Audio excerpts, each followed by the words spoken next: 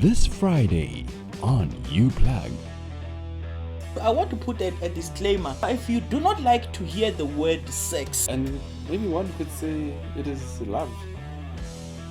You and I have this agreement. There's no strings attached. We take pride in the number of people that we sleep with, and it makes us feel a like, person would rather have multiple girlfriends than wives.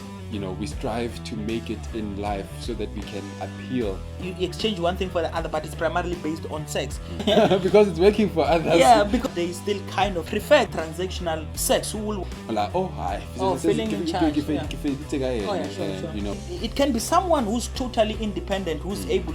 I am going to pay. It's a transaction. We're exchanging services, so I need to have it the way I prefer it. And they say to the other one, I wish I met you sooner. Yeah.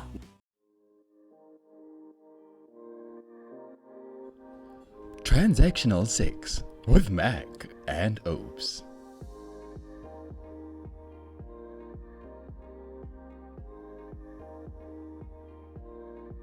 Greetings, friends and family. Welcome to Uplug. Welcome to the plug that keeps you plugged in.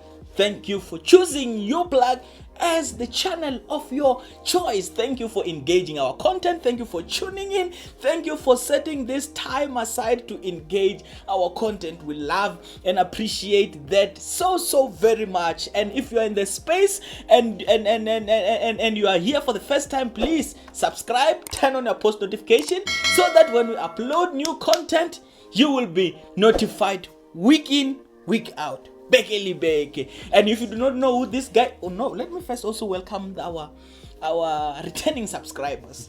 You guys are important. You make us to be what we are today, and we really do appreciate that. And if you are here for the first time and you do not know who this guy is, nagi opa wagaramalagana gumnar nom subro katafas washat vagatagas gingiden gamazul gamral tuturusa gigoblo tawatur marumutul komaditswana buta komu utsara mutu. Welcome you to Uplug, friends. Hi, Mac. You're tired, ne? No, I have a lot of energy. Once I say Buddha Komu Charamut. No, I'm just saying you almost did the whole episode.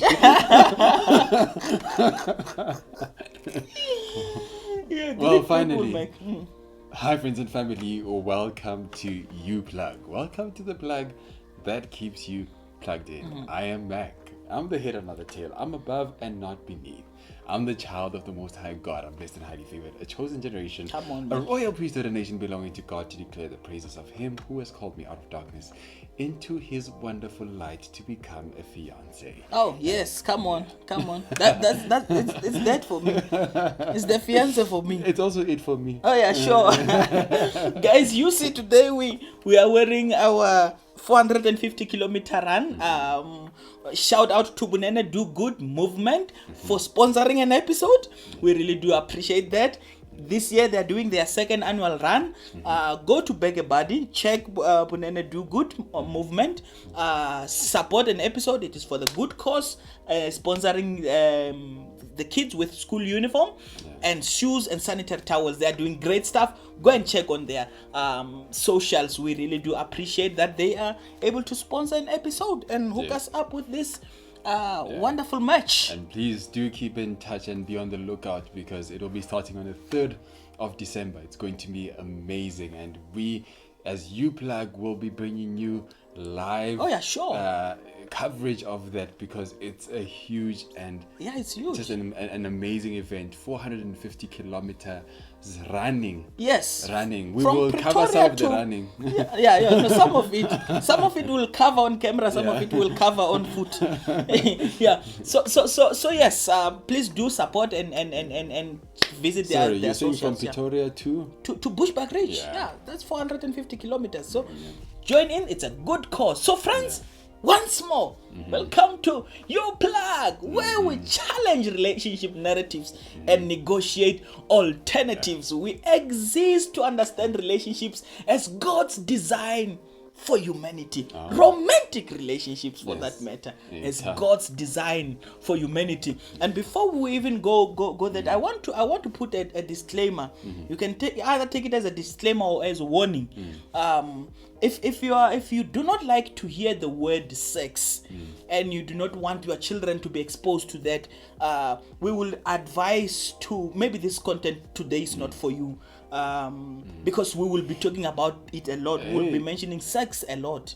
I can already imagining maybe the kids who are listening from their room are now opening their ears now. Others are taking that disclaimer as an invitation. Oh yeah, sure. No. It's a disclaimer. If you do not like to hear about sex or talk about sex, we will be talking about it today. So maybe this episode is not for you. But for those who do not mind this kind of stuff, welcome. We are right into it.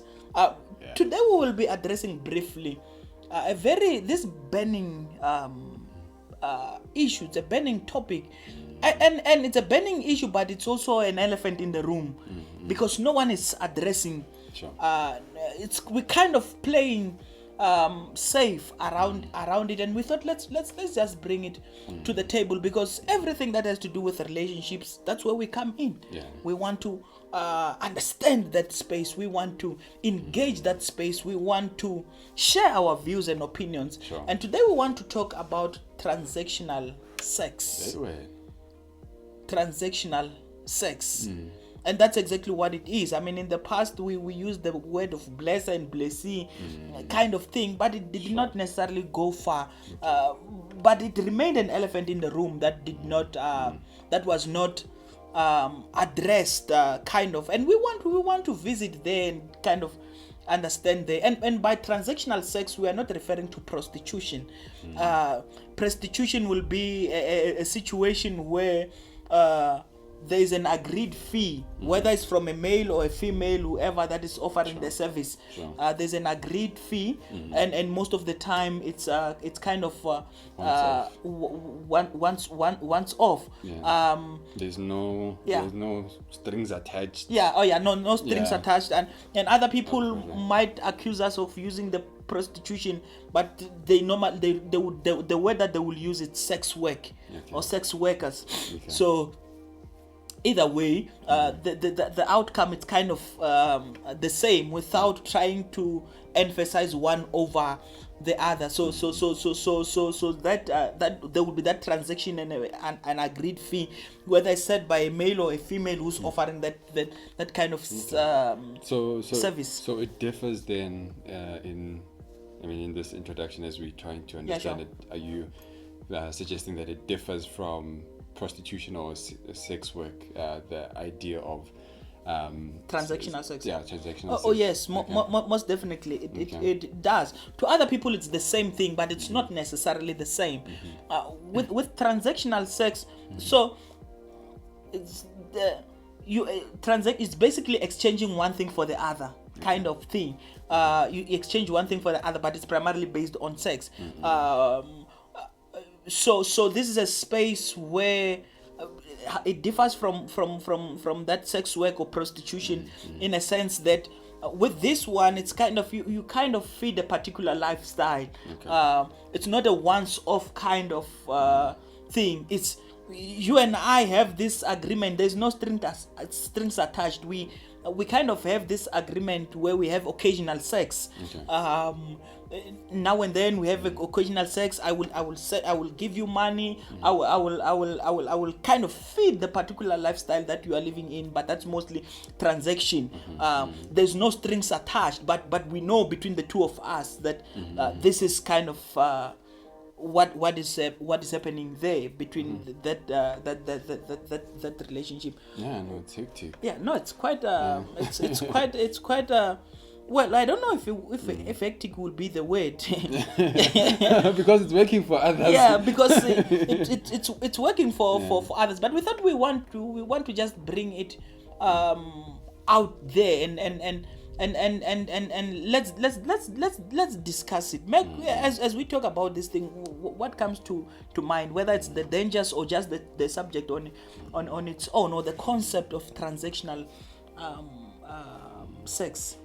what I can immediately think of, and not to be ignorant of, of the idea, is it seems like this idea of transactional sex stems from a particular need that that one is looking to fulfill, whether it is the need for power, whether it is a need for independence. Maybe you'll expound on that, because perhaps expound on that. But in terms of power, it is from this idea that we as men, we take pride in the number of people that we we sleep with, and it makes us feel like we are men. We are able to count and freely tell people, or even vocalize how many that we've feeling in charge. So when you don't have that same of share that same experience, you feel like less of a man. So I'm just perhaps thinking that it's also from that, and we strive to make it in life so that we can appeal to those who may seem to be hard to get, so that we can end up in the same bed with them. And sometimes it's just the need. That's what I'm trying to understand, maybe like the need, and like I'm saying, I'm not trying to downplay it in any way, the need like for food that you do not have. You're not able to feed your children or even yourself, and you find yourself in this relationship with this guy where you know that if you give yourself to him, then you at least something, there are benefits. So I'm intrigued by independence, where you're going with that. I think also just all that thought remind me of independence. Okay. I wanted to kind of also add on to what you have just said as you were speaking, and I'm also thinking of the in the past we had the sometimes I'm just thinking, sometimes it's not even guys wanting to say how many people they've slept with, kind of thing, because sometimes it's done by people who are soon to be matured, like matured men, kind of, who don't have time for those kind of talks sometimes. But we don't know. I don't also want to downplay what you have just said, but also I'm also even thinking of how, in a day and age that we are living in, the idea of polygamy, it's not necessarily entertained. So a person would rather have multiple girlfriends than wives, kind of things. But but it does not go away from exactly what you are saying, that there's this specific need. Konje, you said, what is it that you said? Independence.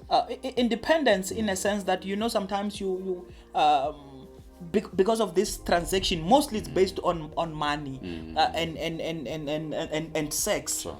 Kind of, when you get this money, be it you are male or you are female, there's a certain lifestyle that you need to feed, or the feeling of independence, that I can go out and get my things, I can become my own man, I can become my own woman, kind of thing. So I was just speaking along those lines, but but I'm just thinking of how there is really a deep need for that, because I am thinking, and I see a case where even someone who is educated, who has a job, maybe someone around my age, 29 and below, between 25 and 29, they have job, they have education, they have a job, but they still kind of prefer this kind of transactional sex, and I'm thinking it can be someone who's totally independent, who's able to do that, and someone who's totally vulnerable, who is in a space where they don't have those kind of things. So you see someone who have resources, who has means, and someone who does not have means, but all of them kind of find themselves in this kind of transactional sex. So there must be something between these people that's very common, which I don't necessarily know what could that be, but there must be something in common that kind of want the two of them to respond this and maybe one could say it is love. Can it? Most of the time, this kind of relationships exist when one party is in another committed relationship, whether they have a wife or they've been in this long-standing relationship with someone that they are with. And they say to the other one, "I wish I met you sooner." Yeah. So exactly that. I wish I met you sooner, so that they will kind of make this one feel good about themselves, but kind of feed that kind of lifestyle. What are some of the dangers that you see there, Meg? Other than the obvious ones, like obvious ones will be the your STIs or HIV or just physical sicknesses, because most of the time this kind of relationships, sometimes people prefer not to even use contraceptives because I am going to pay. It's a transaction. We're exchanging services, so I need to have it the way I prefer it. Kind of vibe. Yeah. I think what I can think of as well now, the dangers to that is that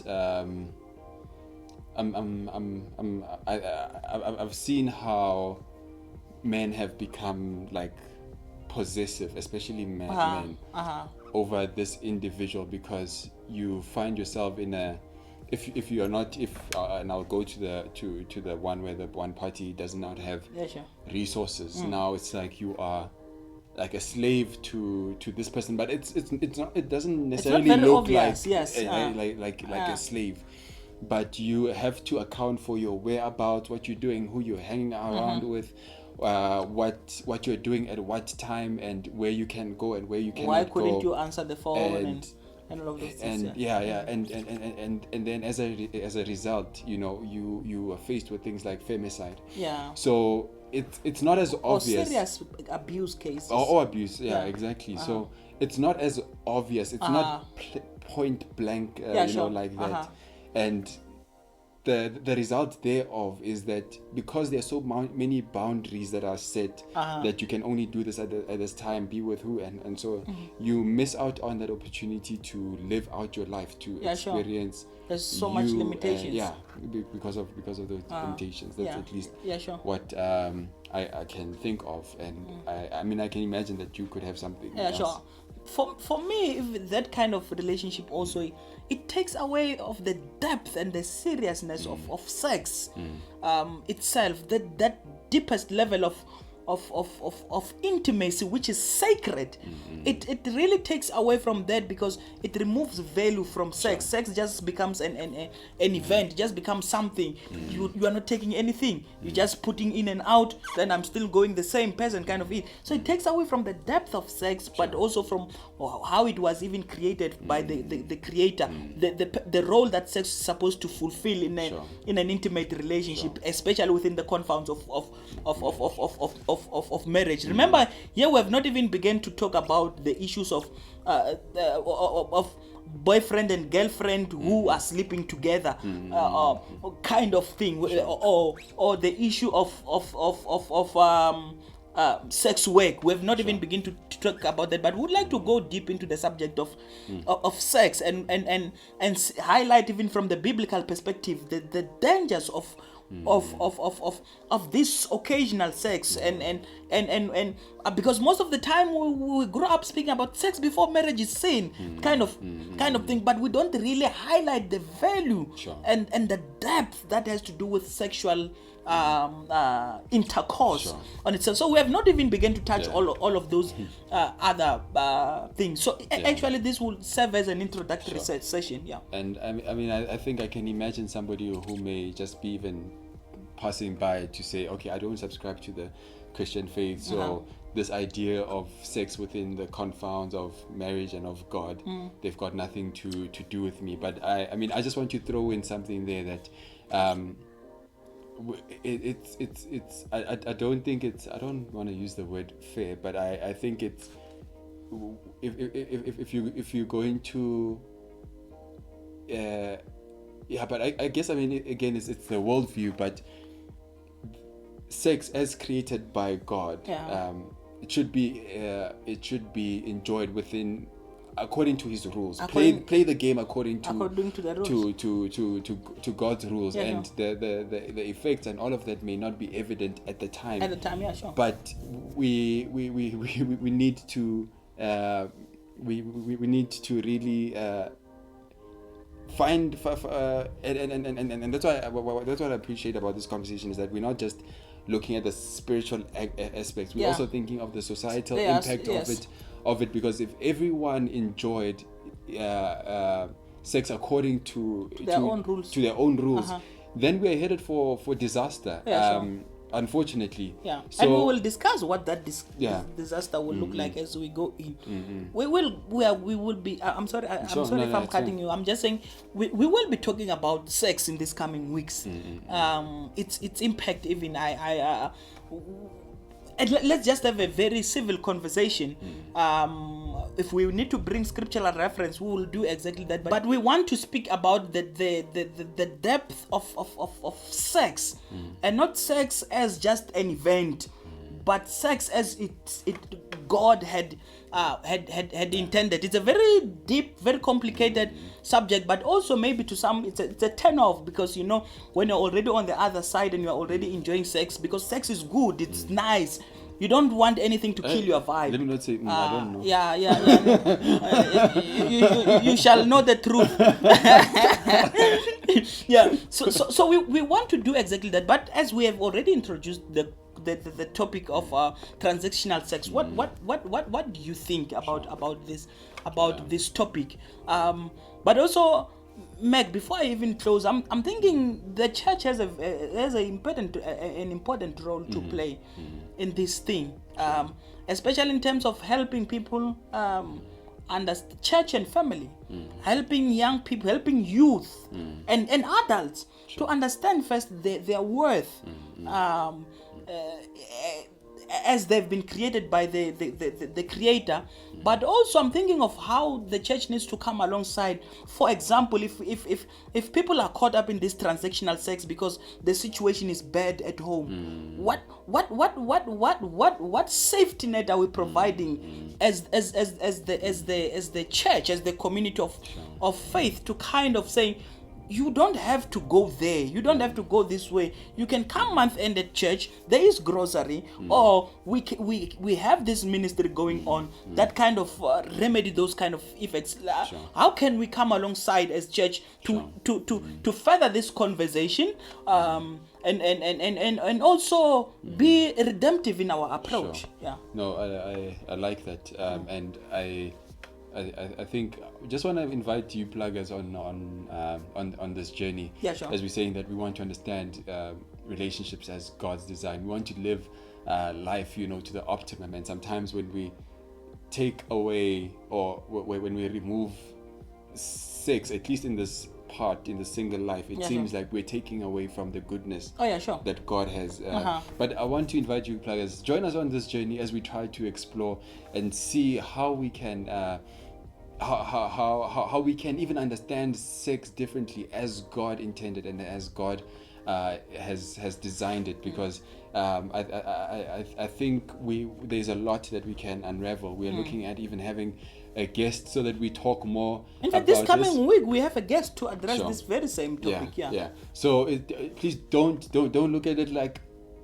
Don't shut us off yet. Please just hear us, hear what we have to say, and we are prepared to hear you too as you engage us. At the same time, I really want to sympathize and understand the different backgrounds that we find ourselves in, our point of need. But I'm just saying, just give us this chance, and even the realness of our hormones that necessarily wonder. Sometimes we may not even see it as transactional sex, but a release of our hormones. We're at a state where it just has to happen. It just wants to happen, and the opportunities are available. But like I'm saying, let's go on to this journey and see what is in store. Sure. I think the first time when we spoke about sex, we spoke about tlof-tlof. But this time around, we are taking it deeper. It's no longer just tlof-tlof. We want to really find the deeper meaning of that. So tag along, ask the necessary questions that you need to ask us, but engage us, share with us your opinions, what has been your experience as it relates to transactional sex. We look forward to hear from you. We look forward to learn from you. Let us know what you think. Engage, share our comment, like, and invite other people to come and participate too on our comment. Thank you for joining us on our content. Thank you for joining us. Thank you for chilling with us. We love and we appreciate you. From Mac and from Opes, remain plugged. Ciao.